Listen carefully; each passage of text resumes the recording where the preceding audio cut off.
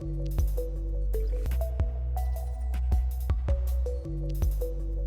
All, welcome to AGVS online education programme. अगर आप gulf countries के लिए एग्ज़ाम प्रिपेयर कर रहा है, गल्फ कंट्रीज़ जैसा सऊदी, ओमान, बहरीन या कुवैत, सो आपके लिए ये बहुत फ़ायदा हो जाएगा। तो आप लोगों को पता है कि जनरली क्वेश्चन का एक पैटर्न होता है। तो एक सिनारियो ऊपर मेंशन किया होगा और उसके नीचे 4 options.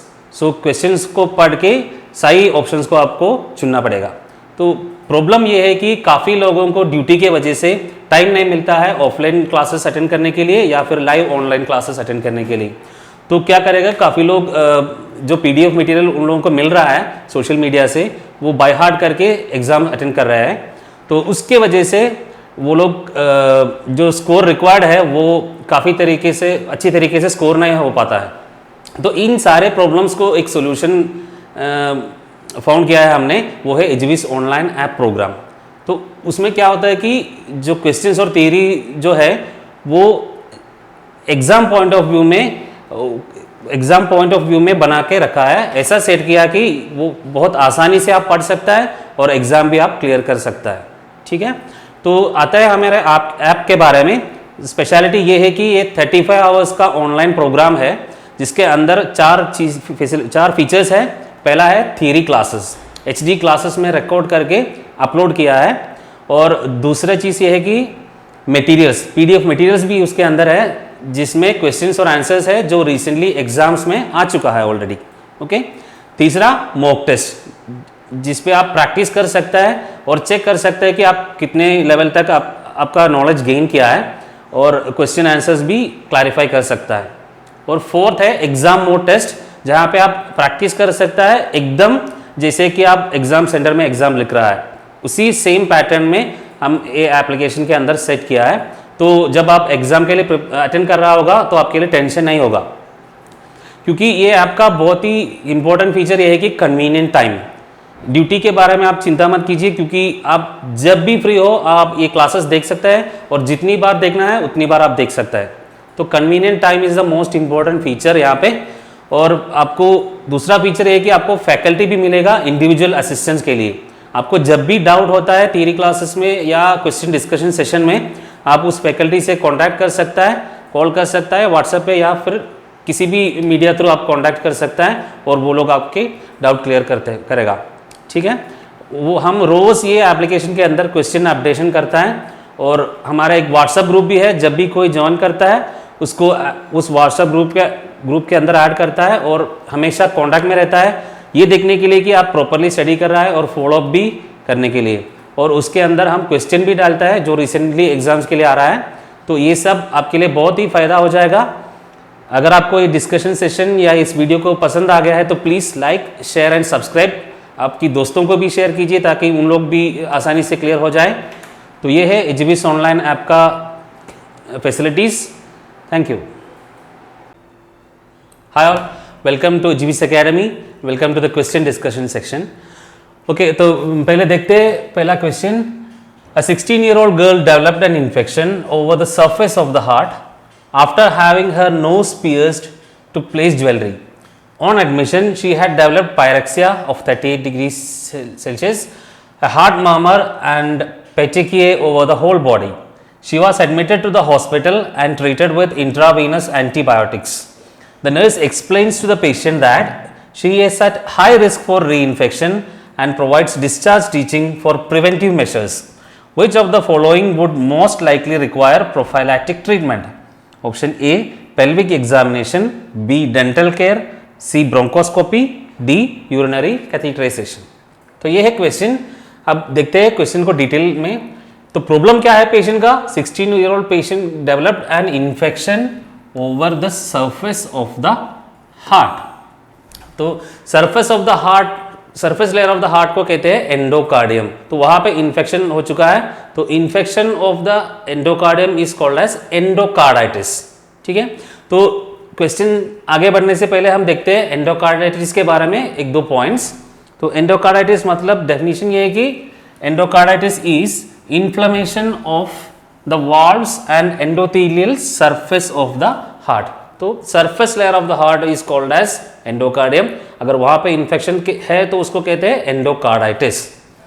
So the important points ये है, एक पहला पॉइंट ये है risk factors of the endocarditis.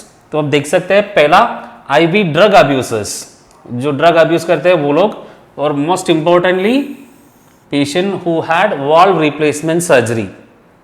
तो पहला है आईवी ड्रग अब्यूसर्स, दूसरा those who had valve replacement surgery, and third is structural defect of the heart. Heart में अगर कोई स्ट्रक्चरल एनाटॉमिकली कुछ प्रॉब्लम है तो भी एक रीजन है IV drug abusers. Most importantly patient with valve replacement surgery. तो एंडोकार्डाइटिस का कॉज ये है, endocarditis occurs when the bacteria from the blood enters the endocardium. तो ब्लड में जो बैक्टीरिया या फंगस है वो जब हार्ट में आता है तो पहला कॉज करता है एंडोकार्डाइटिस। ठीक है, तो नेक्स्ट है रूट या एक्सेस, कहाँ से ये बैक्टीरिया आ सकता है हार्ट में।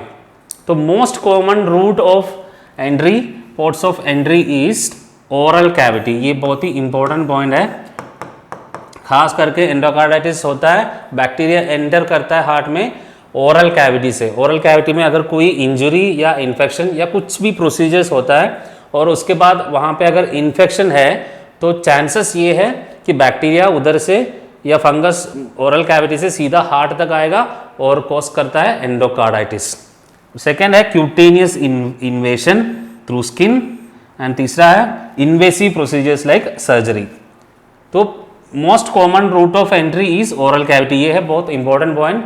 And most common risk factor is patient with valve replacement surgery. अब देखते हैं क्वेश्चन को डिटेल में। यहाँ पे मेंशन किया है 16-year-old girl developed infection over the surface of the heart,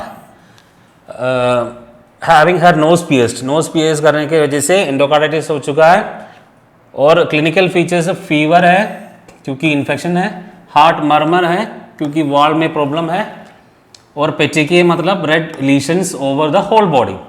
so she was admitted to the hospital and treated with antibiotics. तो एंटीबायोटिक्स से ट्रीटमेंट हो चुका है। अब यहाँ पे nurse explains that she is at high risk for having reinfection, वापस infection होने का चांसेस बहुत है। तो उसके लिए अब डिस्चार्ज टीचिंग करता है फॉर प्रिवेंटिव मेजर्स। तो क्वेश्चन ये है which of the following would most likely require prophylactic treatment. तो नीचे जो चार ऑप्शंस है, चारों प्रोसीजर में से कौन सी प्रोसीजर कर रहा है तो उसके साथ में एंटीबायोटिक ट्रीटमेंट करना चाहिए। तो ये क्वेश्चन ये है। तो अगर ऑप्शंस को देखेगा तो pelvic examination, dental care, bronchoscopy, urinary catheterization. तो हमने पहले डिस्कस किया कि most common route of entry for the bacterial infection is oral cavity. तो ओरल कैविटी रिलेटेड ऑप्शन यहाँ पे कौन सी है?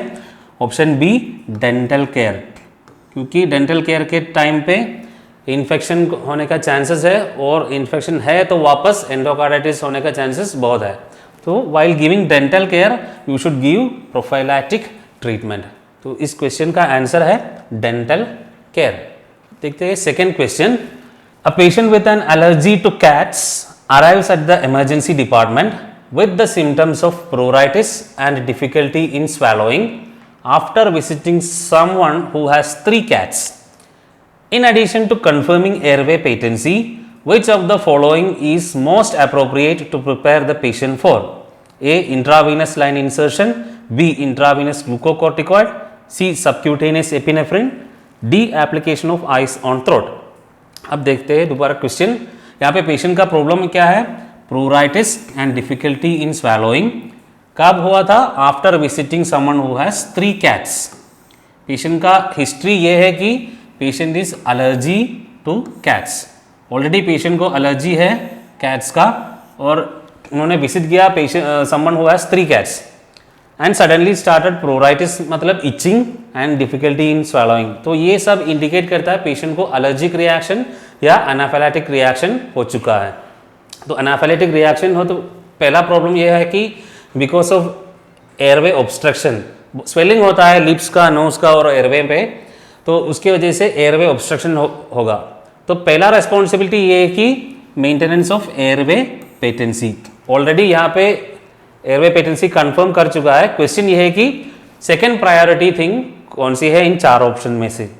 तो एलर्जिक रिएक्शन हुआ है और उसका मैनेजमेंट भी, पहला मैनेजमेंट किया है airway patency, second management of allergic reaction और एनाफिलैक्टिक रिएक्शन ये है कि उसका ट्रीटमेंट करना, उसके लिए एंटीबायोटिक्स एडमिनिस्टर करना है।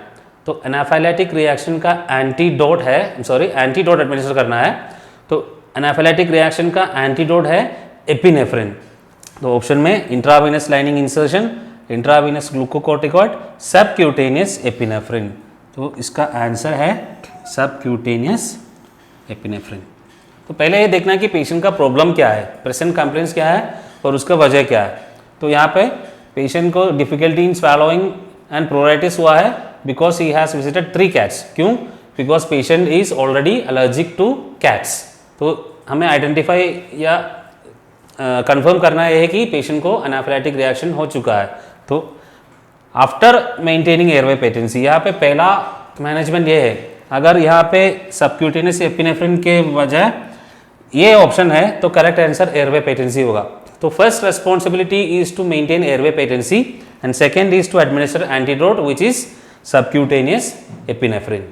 Next question, a patient treated an insect bite with traditional alternative therapy of raw garlic juice which caused strong skin reaction.